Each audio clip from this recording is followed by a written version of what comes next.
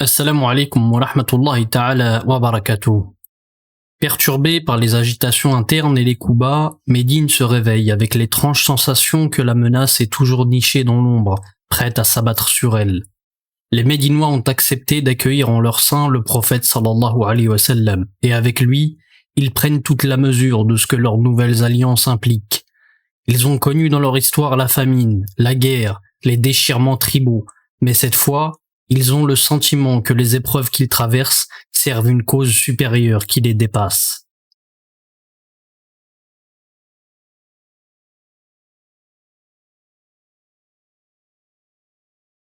L'incident des Banu Qaynuqa a révélé des divisions profondes, jusqu'alors dissimulées par le pacte de Médine. Mais désormais, les masques tombent et l'ennemi avance à visage découvert. Parmi les tribus juives, certains voient en cet événement une confrontation purement politique et dénoncent même l'attitude de certains de leurs coreligionnaires, alors que d'autres, pleins d'amertume, ne parviennent plus à cacher leur haine. Parmi les plus virulents, un nom surgit avec fracas, Ka'b ibn al-Ashraf. Ka'b est issu d'une famille mixte. Son père, al-Ashraf, est d'ascendance arabe de la tribu des Ta'i, tandis que sa mère est d'origine juive de la tribu des Banu Nadir de Médine. Grâce à cette double appartenance, Ka'b a grandi dans un environnement où il apprend à naviguer avec aisance entre les traditions arabes et juives. Très jeune, il montre un grand talent pour la poésie et gagne rapidement une réputation de poète raffiné. Habile à manier les mots, il en fait une véritable arme politique. Les descriptions rapportent de lui que c'est un homme élégant, à la chevelure noire abondante et soigneusement entretenue. Il fait partie de ces personnes dont la présence impose le respect avant même qu'ils ne prennent la parole. Son élégance vestimentaire, ses bijoux et son allure raffinée traduisent sa richesse et son goût pour le luxe. Ka'b est non seulement un artiste mais aussi un notable influent. Il possède des terres, des forteresses, et on accorde une grande importance à sa parole chez les Banu Nadir et les tribus juives médinoises en général. Dès l'arrivée du prophète sallallahu alayhi wa sallam à Médine, il observe les événements avec méfiance. Contrairement à certains leaders juifs qui s'engagent à respecter le fameux pacte, Ka'b adopte une posture de défiance. Il perçoit l'arrivée des musulmans comme une menace directe à son influence et sa notoriété. Les réformes morales et l'unification des Aous et des Khadraj sous une même bannière heurtent les intérêts des hommes comme lui qui ont largement profité des conflits intertribaux sous l'ancien ordre. Après la victoire de Badr, Ka'b ne parvient plus à contenir sa haine. Il compose des poèmes élégiaques glorifiant les morts mécois, se rend à la Mecque pour présenter officiellement ses condoléances et attiser la vengeance des Quraysh. Il ne se prive pas d'insulter directement le prophète sallallahu alayhi wa sallam et ses compagnons. Mais pire encore, il attaque l'honneur des femmes musulmanes dans ses vers, provoquant une vive colère à Médine. Les vers sont si virulents que même ses proches en craignent les conséquences. Son influence n'est pas anodine. Dans l'Arabie pré-islamique, le poète est une figure centrale de la vie tribale, capable d'enflammer les passions, de créer des alliances ou de rompre des pactes. Ka'b utilise son art comme une arme politique, transformant ses poèmes en appel à la guerre. Ce n'est plus qu'une question de temps avant que la poudre ne s'enflamme à nouveau à Médine. Face à cette menace grandissante, le prophète sallallahu alayhi wa sallam réunit ses compagnons et déclare « Qui se chargera de Ka'b ibn al-Ashraf, car il a nui à Allah et à son messager ?» C'est un jeune homme issu de la tribu des Aous du nom de Muhammad ibn Maslama qui se lève et accepte la mission. Il fait partie des tout premiers convertis de Médine, avant même qu'il ne rencontre le prophète. Il est connu pour sa discrétion, son intelligence et sa loyauté. Lorsqu'il accepte la tâche, il n'a aucune idée de la manière dont il va s'y prendre, mais il sait que le travail sera accompli. Ce n'est pas une mince affaire. Ka'b est un homme extrêmement méfiant et très bien entouré. Sa demeure, au cœur de la forteresse des Banu Nadir, n'est accessible qu'à un cercle de privilégiés en qui il a une totale confiance.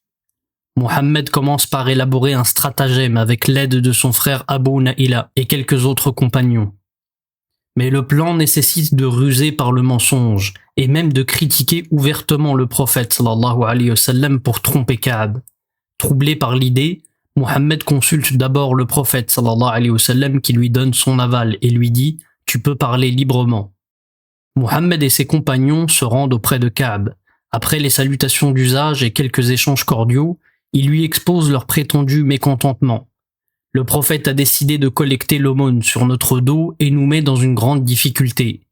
Ka'b, flairant une opportunité, répond « Je jure par Dieu qu'il vous mettra encore plus en difficulté. » Mohammed poursuit « Sans aucun doute, mais pour le moment nous restons ses disciples et nous voulons attendre de voir comment les choses évolueront. Accepterais-tu de nous faire un prêt ?» Les textes laissent entendre que Ka'b entretient de bonnes relations avec Mohammed et qu'il n'a aucune raison de se méfier de lui, même s'il le sait converti à l'islam. Il demande « Qu'êtes-vous prêt à hypothéquer ?» Mohammed répond « Que veux-tu » Ka'b propose alors « Engagez donc vos femmes ». Mohammed, sur le ton de la plaisanterie, répond « Tu sais que tu es le plus beau des Arabes et tu voudrais qu'on te laisse nos femmes ?» Ka'b insiste « Engagez donc alors vos enfants qui travailleront pour moi jusqu'à que vos dettes soient remboursées. » Mais les compagnons refusent. « Nous ne voudrions pas que plus tard nos enfants nous insultent en nous disant qu'ils ont été donnés en gage contre 2 poignées de dattes. Nous pouvons te proposer nos armes à titre de gage. » Ka'b accepte l'échange et Mohammed promet de revenir le voir avec ses compagnons plus tard dans la nuit. Le soir venu, les compagnons se présentent devant le quartier des Banu Nadir et attendent Ka'b.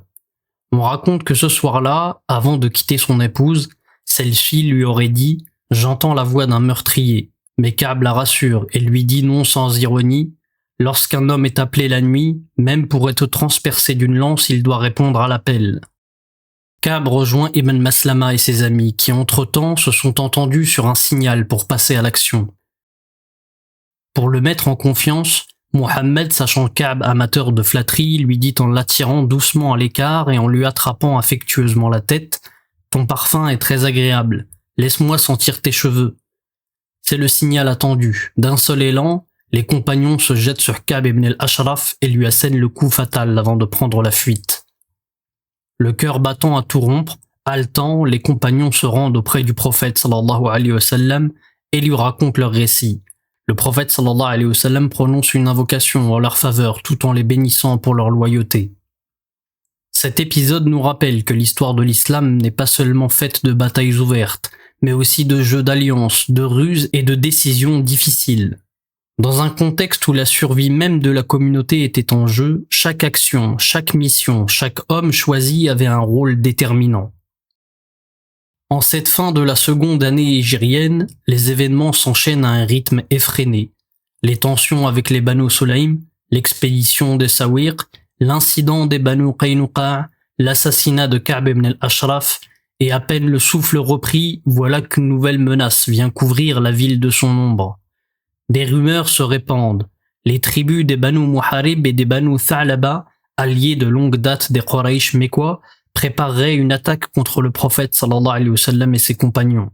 Sans attendre d'être assiégé, le prophète sallallahu alayhi wa sallam décide encore une fois de prendre les devants. Il réunit une troupe d'environ 450 hommes et se dirige vers la région de Dhi Amr au nord de Médine. À leur arrivée, les espions signalent que l'ennemi a fui, dispersé par la peur. Il n'est rapporté que peu de détails sur cette expédition, mais un récit singulier mérite d'être cité, celui d'un homme nommé Rawrath ibn al-Harith. On raconte qu'au retour de l'expédition, le prophète sallallahu alayhi wa sallam et ses hommes s'arrêtent sur une vaste plaine parsemée d'arbres. Chacun se disperse pour profiter de l'ombre, et le prophète accroche son arme à une branche avant de s'assoupir. Soudain surgit Rawrath ibn al-Harith, s'empare de l'épée du prophète sallallahu alayhi wa sallam et la pointe sur lui, le réveillant, et lui dit « Qui te sauvera de moi désormais ?»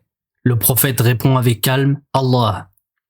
Pris de panique, la main paralysée, Rawrath lâche son arme. Le prophète la ramasse sereinement, se tourne vers lui et lui dit à son tour « Et maintenant, qui te sauvera de moi ?»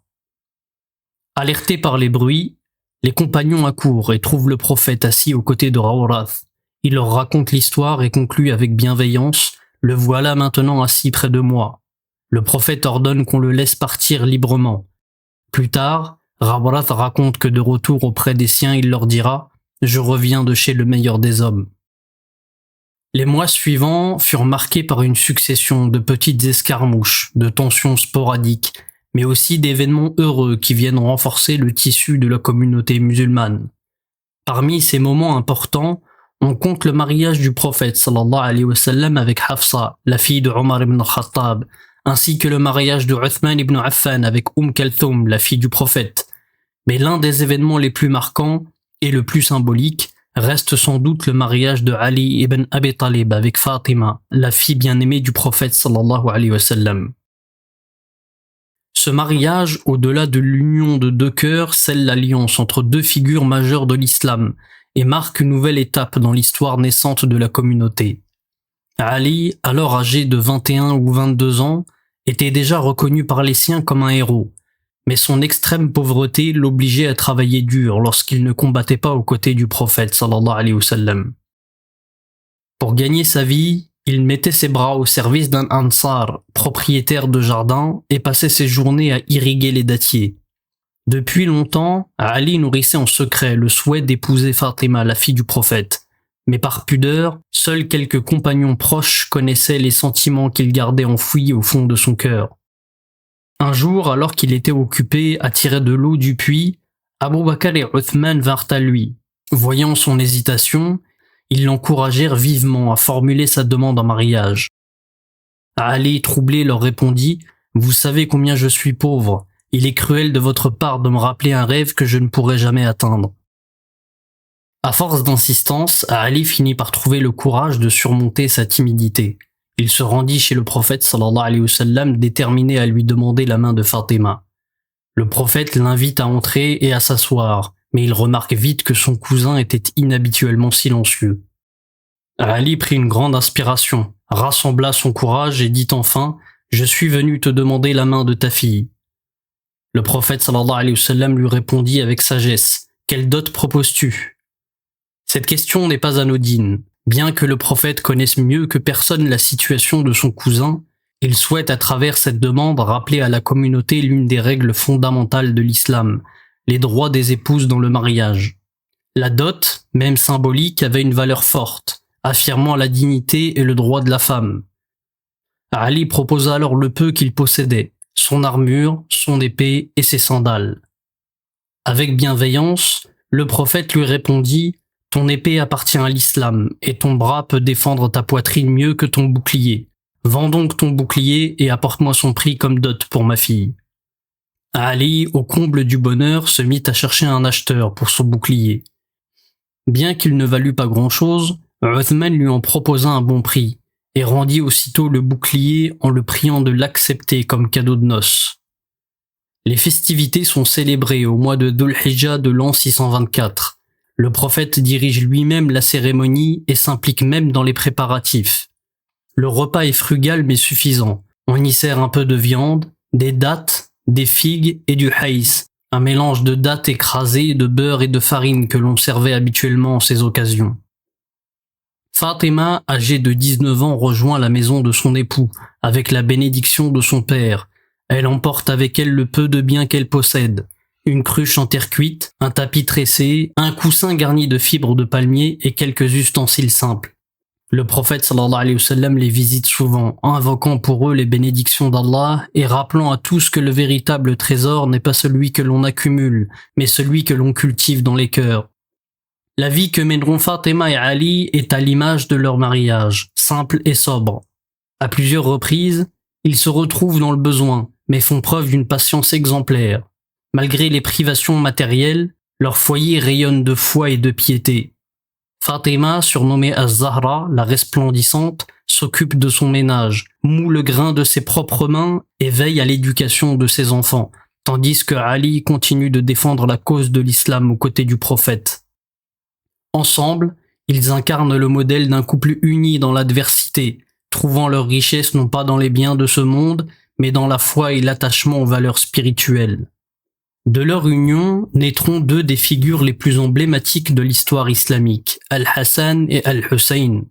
Le prophète éprouvait pour eux un amour profond et sincère, comme en témoignent de nombreux hadiths. On les voyait souvent passer leur journée à jouer joyeusement dans la mosquée, courant entre les piliers ou grimpant avec malice sur le dos de leur grand-père alors qu'il était en prosternation. Le prophète, loin de les repousser, prolongeait même parfois sa prosternation pour ne pas les faire tomber, illustrant à quel point il les chérissait et leur accordait une tendresse particulière. Al-Hassan et Al-Hussein allaient devenir des symboles de courage, de sacrifice et de fidélité à l'islam, laissant à la communauté un héritage spirituel immense qui continue de résonner aujourd'hui. La joie que procure cette union au prophète sallallahu alayhi wa sallam est immense, une rare parenthèse dans une vie d'épreuves et d'adversité. Il ne se doute pas encore qu'à plusieurs kilomètres de là, l'ennemi fomente une nouvelle fois un plan machiavélique pour l'éliminer. La Mecque tente de reprendre son souffle après la cuisante défaite de Badr. Une agitation intense règne encore, mais Abu Sufyan réussit à calmer les esprits et à s'imposer comme figure de proue. Il ne cesse de narrer les exploits de sa petite expédition dite de Sawir, qu'il enjolive de poèmes glorifiant le courage de ses hommes. Si l'amertume est toujours vive dans le cœur des Mécois, ce récit apaise quelque peu leur soif de vengeance, les faisant patienter jusqu'à qu'une revanche à grande échelle puisse être organisée. Pourtant, certains ne parviennent pas à éteindre la rage qui les consume. Leur cœur crie vengeance. C'est le cas de Safwan ibn Umayya, dévasté par la perte de son père Umayya ibn Khalaf. Un jour, alors qu'il rôde sombre et silencieux près de la Kaaba, un homme nommé Umayr ibn Wahb al-Jumahi vient s'asseoir près de lui. Ils partagent tous les deux la même tristesse, la même amertume. Umayr, vétéran de Badr, a laissé son fils prisonnier à Médine. Ancien éclaireur Quraysh, fin stratège et homme courageux, il confie à Safwan la voix lourde: « Par Allah, si je n'avais pas mes dettes et mes enfants à charge, je prendrais mon sabre pour aller tuer Mohammed de mes propres mains. » Safwan, flairant l'opportunité, répond aussitôt: « Et si je réglais tes dettes et prenais soin de tes enfants comme des miens ?» Derrière cette proposition se devine aussi peut-être une rivalité politique. Safwan, sceptique de la capacité d'Abu Sufyan à mener une revanche, y voit un moyen personnel de marquer son influence à la Mecque. Sans hésiter, Omer lui répond: « Je suis ton homme. » Pendant plusieurs jours, Omer prépare son plan. Il élabore un stratagème pour approcher le prophète sallallahu alayhi wa sallam sans éveiller les soupçons, aiguise sa lame, l'enduit de poison mortel et se met en route pour Médine, porté par la bénédiction de Safwan. Arrivé à destination après un long et harassant voyage, il ne prend aucun repos et se dirige droit vers la mosquée. Ce jour-là, Omar ibn Khattab veille à l'entrée. Il connaît bien Omer et se méfie de lui comme de la peste. En le voyant approcher, épée au flanc, Omar le saisit aussitôt et le traîne à l'intérieur, malgré les protestations de Omer qui jure être venu en paix. Devant le prophète, Omer tente de dissimuler ses intentions. « Je suis venu négocier la libération de mon fils », affirme-t-il en balayant nerveusement la pièce du regard. Mais à sa stupéfaction, le prophète sallallahu alayhi wa sallam lui révèle mot pour mot l'échange qu'il a eu avec Safwan devant la Kaaba. Saisi d'effroi, Omer comprend qu'aucune oreille humaine n'a pu rapporter ces paroles. Il s'effondre et déclare: « Je jure que tu es le messager d'Allah. » Transformé, il embrasse l'islam et reste quelques jours à Médine, entouré des compagnons qui l'initient au fondement de la foi. Puis, fort de cette nouvelle lumière, il demande au prophète sallallahu alayhi wa sallam la permission de retourner à la Mecque auprès de sa famille. Pendant ce temps, à la Mecque, Safwan attend impatiemment des nouvelles. Il intercepte chaque voyageur venant de Médine, brûlant d'apprendre si son plan a réussi. Finalement, ce sont 2 voyageurs médinois qui lui apportent la terrible nouvelle. Umayr a non seulement échoué, mais il a rejoint les rangs de Mohammed sallallahu alayhi wa sallam. Fou de rage, Safwan insulte Umayr publiquement, jurant de ne plus jamais lui adresser la parole, mais il ne peut agir directement contre lui en raison de son statut social. Umayr, quant à lui, devient l'un des prédicateurs secrets œuvrant à la Mecque, préparant doucement les esprits à la conquête pacifique à venir, avant de rejoindre plus tard ses compagnons à Médine où il restera fidèle au message qu'il était venu au départ détruire.